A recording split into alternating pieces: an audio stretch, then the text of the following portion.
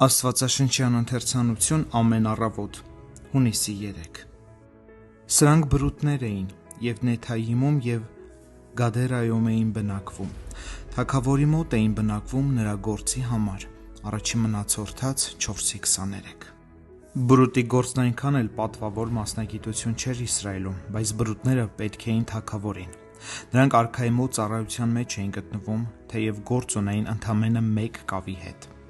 Մենք ևս կարող ենք կատարել ամենահամեստ աշխատանքը Տիրոջ համար, քանի որ թագավորի համար ցանկացած աշխատանք մեծ առանձնահատկություն է: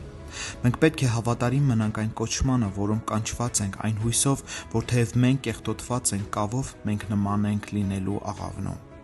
Մեր ընթերցման համարը պատմում է նրա մասին, ովքեր ապրում էին Նեթայիմում և Գադերայում,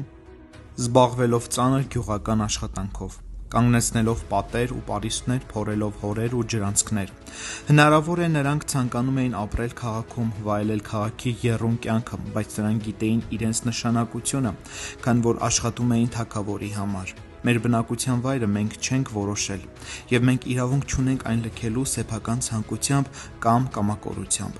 Մենք պետք է Տիրոջը ծառայենք այնտեղ, որտեղ ապրում ենք և օրհնություն լինենք մեզ շրջապատող մարդկանց համար: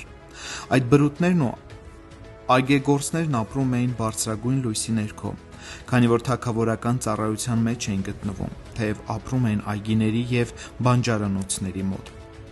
Սակայն ոչ մի հեղինակավոր վայր, ոչ մի պարզ ու համեստ աշխատանք չեն կարող խոչընդոտ հանդիսանալ Տիրոջ հետ մեր շփման համար: Այցելելով խրճիթներ, հետնախորշեր, արհեստանոցներ ու բանտեր, մենք գնում ենք թագավորի ուղեկցությամբ: Հավատով իրականացվող յուրաքանչյուր աշխատանքում մենք կարող ենք հուսալ Հիսուսի օգնությանը: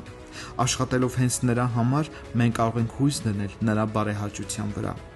Դուք անհայտ աշխատավորներդ, որ աշխատում եք Տիրոջ համար, այս կյանքի կեղտի և արատավորության մեջ լինելով ամենաթշվառները, քաջալերվեք, քանի որ մինչև այժմ մնացորդների կույտերից ստացվել են թանկարժեք գանձեր: Երկրավոր անոթները լցվել են երկնավոր գանձերով, իսկ մոլախոտները վերածվել են հիասքանչ ծաղիկների: Մնացեք թագավորի հետ, աշխատեք ի բարօրություն նրա ու ձեր անունները կգրվեն երկնքի գրքում: